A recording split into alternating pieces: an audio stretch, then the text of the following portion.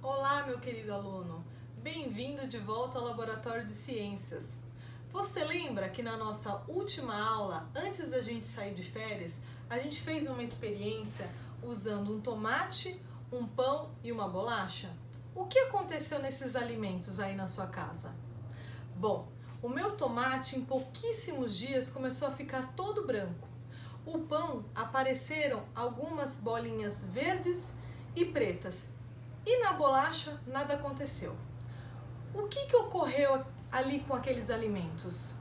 Bom, os fungos que estão presentes no ar, eles se instalam em alguns alimentos e começam a degradar, a quebrar aquelas substâncias presentes nos alimentos. Então, em cima do tomate e do pão, os fungos começam a se multiplicar e ficar em grandes quantidades de micro-organismos. E aí a gente começa a visualizar essas colônias, esses grupinhos de fungos em cima dos alimentos. Já na bolacha, pessoal, alguns alimentos possuem uma substância que a gente chama de conservante e serve para fazer com que o alimento não se degrade, não estrague de forma tão rápida. Então os fungos não conseguem se instalar e se multiplicar em cima de alguns alimentos. Eles vão demorar muito mais tempo para conseguir degradar, conseguir quebrar esse tipo de alimento, tá ok? E agora eu vou conversar com vocês sobre um outro grupo de micro-organismos, tá? Que vão ser as bactérias, os vírus e os protozoários, tá ok? As bactérias também podem degradar e decompor alguns alimentos, mas a gente não consegue visualizar elas sem a ajuda de um microscópio, tá ok? Então elas também são seres muito pequenininhos, que são chamados de micro-organismos, em que a gente não enxerga a olho nu, tá ok? Sem uma máquina, sem um equipamento para poder ampliar esse organismo. As bactérias, como muitos organismos vivos, podem trazer benefícios ao homem, como podem trazer prejuízos no caso de doenças, tá?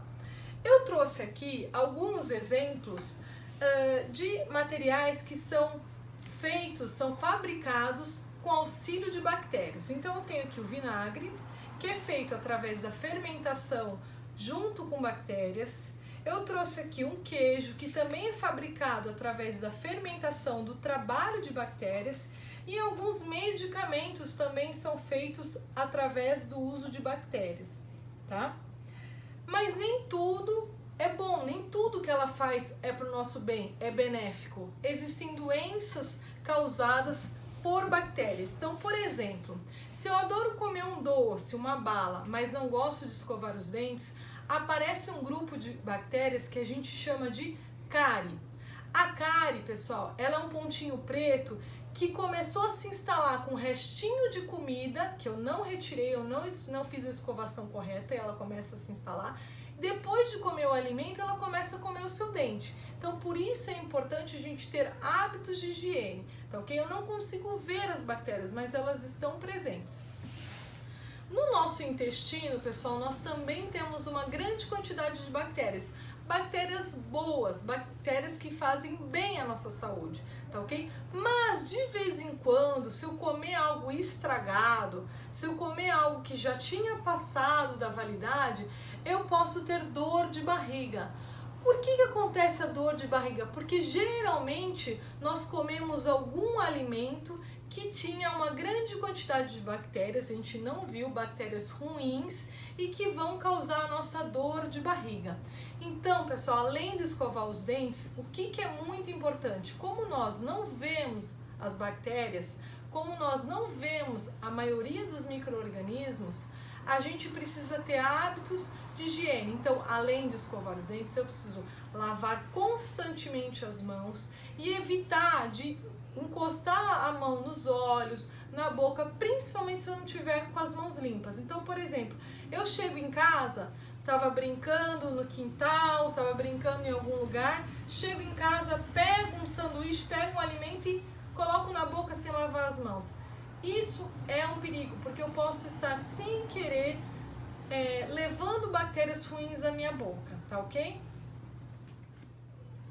E agora nós vamos falar um pouquinho sobre um outro grupo de micro-organismos que são os vírus. Os vírus também são extremamente pequenos e a gente só consegue visualizá-los através de um microscópio. A gente está em casa tendo aulas online justamente por causa do coronavírus, que vem trazendo a doença chamada Covid-19. Esse vírus, pessoal, ele pode ser transmitido através de gotículas quando eu tusso, quando eu espirro, e por isso eu tenho que tomar muito cuidado de não levar as mãos à boca ou aos olhos, porque alguém antes de mim com a doença, por exemplo, pode ter tossido, pode ter espirrado, e eu sem querer passo minha mão justamente ali naquele lugar e levo a minha boca aos meus olhos, por onde os vírus podem entrar e causar doenças. Nem todos os vírus causam doenças, tá? Eles podem não trazerem problemas ao ser humano, mas a grande maioria dos vírus causam algum tipo de doença. Então eles podem vir tanto através de gotículas aí pelo ar, como através de outros animais, de mosquitos, por exemplo. Tá? A dengue, ela é causada por um vírus que está dentro de um mosquito infectado com esse vírus. Então, o vírus é tão pequenininho que pode estar dentro do corpo de um inseto, e o inseto, quando pica o ser humano, traz esse vírus para a gente e acaba nos trazendo uma doença. E agora a gente vai falar do terceiro grupo de micro-organismos, que são os protozoários. Eles também são bem pequenininhos e eu só consigo observar através de um microscópio.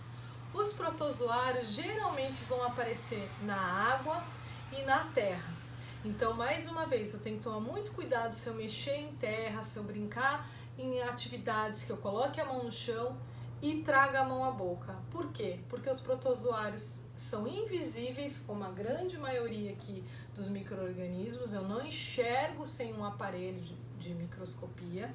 Então, eu tenho que tomar cuidado se eu colocar minha mão na boca. Mas existem protozoários que não causam mal à nossa saúde. Existem alguns, inclusive, que ajudam no tratamento de esgoto. Eles ajudam a limpar a água. Então, nós temos protozoários que são benéficos e temos protozoários maléficos, assim como bactérias. Temos bactérias que nos ajudam, por exemplo, na digestão, e bactérias que vão causar doenças. E agora, ao final do vídeo, eu vou deixar uma atividade para vocês responderem. Até a próxima!